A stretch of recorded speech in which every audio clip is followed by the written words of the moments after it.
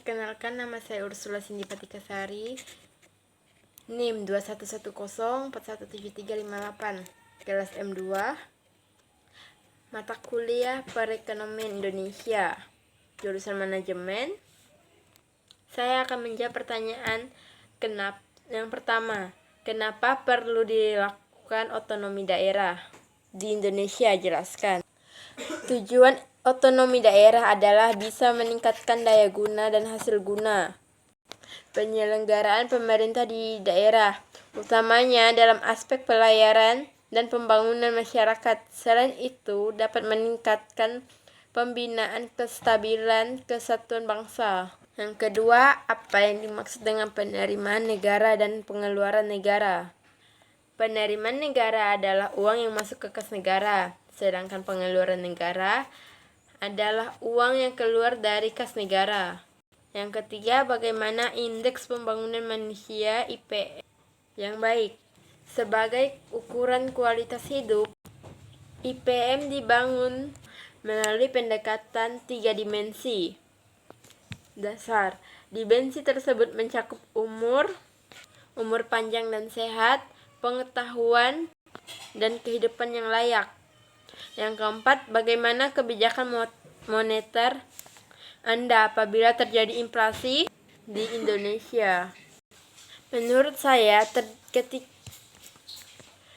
jika terjadi inflasi dan tetap rendah sejalan dengan pengaruh permintaan domestik yang belum kuat, stabilitas nilai ukur yang terjaga dalam konsistensi kebijakan Bank Indonesia dalam mengarah ekspektasi inflasi pada kisaran targetnya.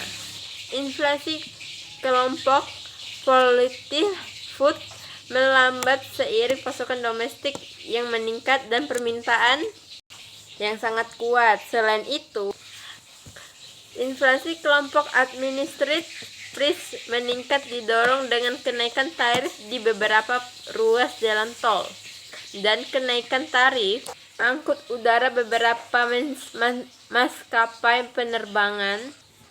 Yang kelima, bagaimana tanggapan Anda tentang perekonomian Indonesia dalam era globalisasi saat ini?